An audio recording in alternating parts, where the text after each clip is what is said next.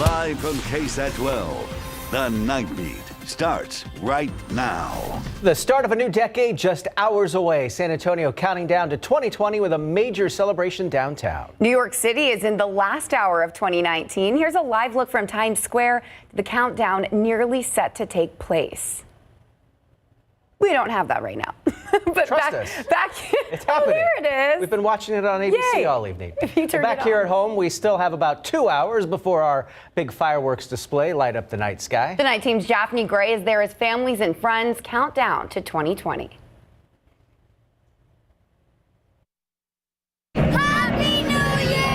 2019 is ending with a bang during the Celebrate SA New Year's Eve celebration happening at Hemisphere. Thousands came out from all over. South Carolina, Mexico, Houston. I stay in Austin. Families enjoyed food, This is really good. music, and just like last year, a carnival. And you know I had to try out the carnival games, right? People shared their New Year's Eve traditions. To go to the ghost track. For my husband's birthday, They shared their plans for tonight into tomorrow. eat and drink. Then wake up at 12:30 and say, oh, it's New Year, Happy New Year, and go back to sleep. People also shared what 2020 means to them. Fresh start. Continue on the path to success. And of course, the resolutions. Stop focusing on things that are negative. And thank the God that you can get up the next day and do the same thing another year. Amen. My 2020 resolution is having me a cow named Miss Bella in the country and finishing my property and doing the damn thing on my property 2020. Hey! In just a couple of hours, you'll be able to see a firework display that you do not want to miss. Now, as you go home tonight, be sure to drive safely, and if you can't drive, be sure to Uber or Lyft to your destination. Daphne Gray, KSAT 12 News, and Happy New Year. It's chilly out there this evening. Temperatures have started to fall to near 50 degrees. You can see outside as we look at the Alamo Quarry. You can see the fireworks off in the distance. It was a beautiful day. We saw plenty of sunshine, but clouds actually moved in halfway through. We reached a high right around 61 degrees this morning. We were close to freezing. We won't be near freezing tomorrow morning, but we will be chilly. Temperatures are already started to fall to near 50 degrees. It's 53 in San Antonio, 51 at JBSA Randolph, already in the 40s up in the hill country. We are expecting rain tomorrow at some point, so I'll be back with a look at your New Year's Day forecast in just a few. Tim? Sarah, new on the Nightbeat tonight, a motorcyclist sent to the hospital with severe injuries this New Year's Eve. He was driving near the Alamo Dome when he was slowed down by crews directing traffic in the area. Police say the man was cleared, and as he continued, he accelerated before he lost control and hit another vehicle. We're told the man was in his 40s, was tossed from the bike and taken to BAMC. A plea to end gun violence as a community remembers a former Madison High School football player. A vigil for 19-year-old Aiden Hoffman was held at the Whataburger on O'Connor tonight. It's the same spot he was found Monday morning with a gunshot wound. Police say he was discovered after crashing into a barrier near the restaurant there. He later died at the hospital. After graduating, the athlete had gone on to be a redshirt freshman at West Texas A&M. New on the Nightbeat, it is all about ensuring that our drinking water remains high quality. For the first time, scientists will be able to study our water quality without limitations. And it's all thanks to a new research field that was gifted to the Edwards Aquifer Conservancy. The night team's Patty Santos with how the research will have a generational impact. The research field is off of East Evans Road near 281, and it's actually going to be built right next door to the future Morgan's Wonderland camp. The property runs along Cibolo Creek and a fault line in the recharge zone, considered to be the most environmentally sensitive part of the Edwards Aquifer system. It's where the aquifer essentially meets the land surface and where it's most susceptible to impacts from surface water runoff into the aquifer. These 150 acres will become an outdoor laboratory for scientists with the Edwards Aquifer Authority, as well as other agencies and universities. We need to better understand what's in that water and what's being transmitted into the aquifer, and how much water is moving down that creek. How much do we lose from the beginning of the recharge zone to the end of the recharge zone? Until now, scientists like Mark Hamilton had only been able to study parts of the aquifer with permission from private property owners for a limited time. Having this property will let them monitor rainfall, soil impact, and changes over decades. The benefits, for example, of the research and the studies may not be fully realized in just a few years. It's going to be generational. They say understanding land management could translate into better soil to retain water and keep it from running down a creek. It could also help reduce water pollution. And gathering data on how the booming development around the recharge zone impacts drinking water could also lead to better policy to protect it. We all drink water. We all rely on water. And if that water's not available and if it's not clean water, then it's just going to cost more and more. The Edwards Aquifer provides water to more than 2 million people. We're trying to do our part to make sure that they understand where their water comes from, what they can do to ensure that it continues to be of a high quality so that they can rely on it, not just for themselves, but for their children, their grandchildren, for generations to come. Patty Santos, KSAT 12 News. The property gifted to the Edwards Aquifer Conservancy was purchased by San Antonio taxpayers through funds from the 1/8 cent sales tax first passed in 2000. Several other stories we're following tonight. The suspect in a drive-by shooting on the run after driving away from the scene earlier. It happened on the north side near Blanco and Oblate. Police say a man and woman in their 60s were driving in a silver Mustang crossing the intersection when gunshots were fired from another vehicle. The man was hit but is expected to survive. The female passenger was not injured. No word yet on what kind of vehicle the suspect was driving. A man who tried to hide from Bexar County deputies inside a gas station now under arrest tonight. 44-year-old Mario Perez Ramirez is accused of beating a woman and hitting her with a gun. She managed to escape, and deputies caught up with Ramirez today. After a short chase, investigators say he ran into a corner store near Highway 211 and Culebra Road, where he was tased. The Bexar County Sheriff's Office working to help survivors of domestic violence with free house security systems. They're providing and installing free ring security systems for abuse and stalking victims. So far, they've installed 9, but they don't have an endless supply. So they're vetting the requests, offering the service to those in immediate danger. Those looking to reach the Bexar County Victim Services and ask for a ring system can call 210-335-6070. Still ahead on the Nightbeat, the clock continues to tick towards 2020, but we're going to take a moment to look back at some of the city issues in 2019. It's coming up next on the Nightbeat. This SA Salute holiday greeting is brought to you by Broadway Bank. Hi, I'm Scott Hopkins, prior Air Force captain, and now proud to be a part of Broadway Bank. I'd like to take a moment to thank all of our men and women around the world for serving and all that you do. Thank you.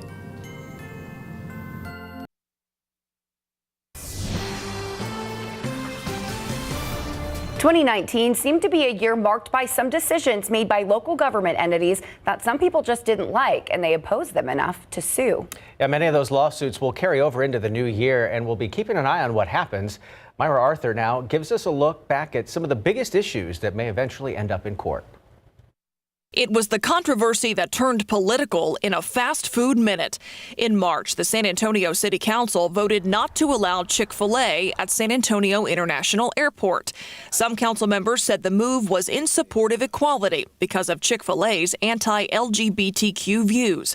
Mayor Ron Nierenberg touted it as a business decision since Chick-fil-A isn't open on Sundays, one of the busiest travel days of the week. Some conservative and faith-based groups slammed the council's vote. The city was eventually sued over it. The Federal Aviation Administration launched an investigation into whether there was any religious discrimination in the council's decision, and the Texas Attorney General's office launched its own probe. Then in July, Governor Greg Abbott signed the so-called Save Chick-fil-A bill into law statewide. It prevents local governments from retaliating against a person or a business for their membership or donations to religious organizations, and was inspired by the controversy right here in the Alamo City. Another contested decision from the San Antonio City Council: paid sick leave. The council actually voted last year to approve requiring businesses to provide paid sick leave to employees, but the fight both for it and against it spread throughout this year. Business groups filed a lawsuit to stop the ordinance, which delayed it from being implemented. The city then decreased the number of paid sick hours that some businesses had to provide and said the time could also be used in cases of domestic abuse, sexual assault, and stalking. They also started calling it sick and safe leave. It was supposed to then go into effect December 1st, but in late November, it was blocked yet again, this time by a state judge. We'll see what happens in 2020. This was the moment caught on camera that a new year won't soon erase for people living along several local lakes. The partial collapse of a dam on Lake Dunlap led to the Guadalupe Blanco River Authority making the decision to drain 4 area lakes: Lake McQueenie, Lake Placid, Meadow Lake, and Lake Gonzales, all along the Guadalupe River. The GBRA said the dams on those lakes may be in danger of failing too, and there isn't money to fix them. The decision could dry up the livelihoods and property values of people who work and live on those lakes. Their outcry was quick. 2 groups of property owners sued the GBRA to keep the water where it is. Then in September, both sides agreed to a temporary injunction to stop the draining of the lakes, pending a trial set for October of 2020. And we are taking a live look outside, but not here in San Antonio. This live cam is coming from Times Square, New York City. New York. It's not as cold here as it is there, but still feels a little like chilly New Year's Eve here. And the ball will drop there in about 48 minutes. Yep. So close. Yeah. I got to get home in time to see the ball come down in New York City. Since I grew up in the East Coast area, that's when I traditionally say that it's New Year. You could still keep that. I like that. Yeah. We celebrate when it happens here, You too. celebrate when you get Celebrate 2 twice. celebrations. That's right. Aw, I love that. Yeah, it's pretty awesome. We had an interesting weather year, you know, across the board. This past September was the hottest September ever on record for us in San Antonio. And it wasn't exactly a year in which we won at rainfall. In fact, it was a pretty dry year. We saw this month just a little bit over half an inch of rainfall. That's almost an inch and a half short of what we normally receive in December. And on top of that, here's the numbers for the year. 2019, we got a little bit more than 22 inches of rain. That's about 10¼ inches short of what we normally see. So while it wasn't a desperately dry year, we definitely fell short of what we normally experience. Here's a look outside at the Alamo Quarry. I love working on New Year's Eve because you can see from the live cam very clearly the fireworks that are going off. I want to take a moment here and maybe remind you that last year, if you were out and about, you remember how right at midnight a lot of fog developed around San Antonio? Well, that's because when a lot of fireworks go off, those little particulates can really condense and create a layer of fog. That's not necessarily going to be the case this year. Our atmosphere is a little too dry. We've got humidity at 32% with dew points in the 20s. Now, we still may, if you are going out this evening to enjoy New Year's Eve, you still may run into a little bit of reduced visibility from the smoke in the air, but we're not expecting that dense fog like we saw last year. It is cloudy outside right now, and we have a cloud deck to thank for that. If some of you may have seen today, the clouds slowly just blanketing South Texas. We spent a good portion of the afternoon with half of the sky completely clear and the other half completely cloudy, and now we're completely cloudy and we won't necessarily see the sun until Thursday afternoon. So get used to the clouds. 51 in New Braunfels, 52 in Hondo, 51 this evening in Kerrville as we wind down 2019. Our weather setup does show that we've got a big rainmaker on the way. It's not going to bring us a ton of rain, but it is going to bring us areas of scattered light rain, mainly tomorrow afternoon and into the evening and into Thursday morning. So let's take you through the future cast. You'll notice that tomorrow, right at dawn, it still will not necessarily be raining in San Antonio, just gray. That rain will be to the south. Then in the afternoon, we'll see areas of scattered light rain. And in the evening, that's when our chance in San Antonio is best for scattered light rain into the overnight hours. And then by Thursday morning, we'll see some light rain, and Thursday afternoon will clear out. And so I just want to take you through it hour by hour. Tomorrow morning, 7 a.m., 44. It's going to be chilly and cloudy. Right at about noon into the afternoon, that's when we'll see areas of light rain. Our high temperature tomorrow is only going to be 52 because of the added cloud cover and the rain. So it will be a chilly day. And then on Thursday in the overnight hours, that's Wednesday into Thursday, that's when we have our best chance for light rain, and then we'll be sunny by Thursday afternoon. If you're wondering about the weekend, should be pretty nice. We'll start off with cold, crisp mornings in the 30s and afternoons in the 60s and near 70 degrees. So just got to get through these gray hours ahead.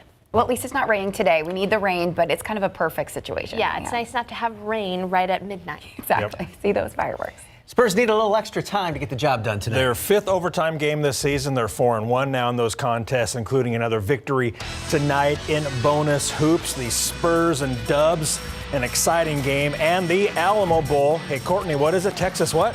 Fight! That's right, all Texas in this game coming up.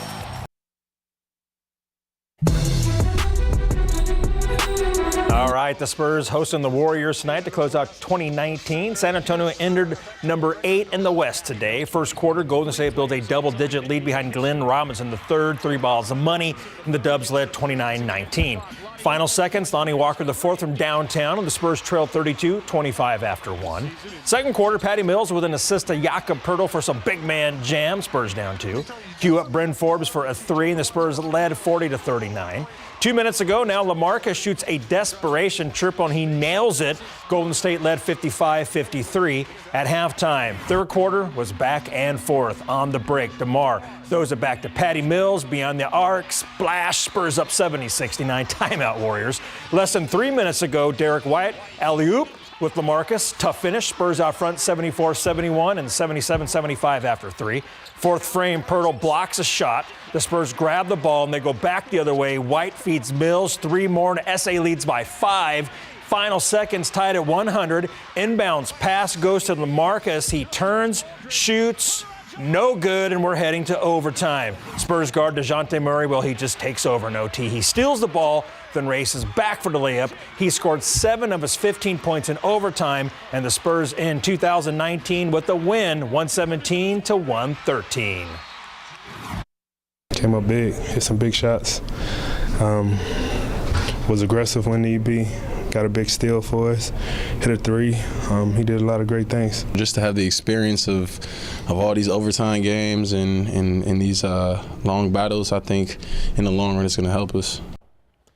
All right, Spurs will open up 2020 Thursday night, 7:30 at home with the OKC Thunder. It was the Big 12 versus the Pac-12 at the Valero Alamo Bowl tonight. Texas and number 11 Utah. And Steel alum Caden Stearns leading the Horns onto the field. Second quarter defensive battle. Utes punting the ball away. Ben Lennon kicks it 49 yards. Deshaun Jameson fields it, and he does even better. Finds a seam down the center of the field, runs right, jukes out Lennon around the 30 before he gets tackled down after a 71-yard return to the 6-yard line, just the spark Texas needed.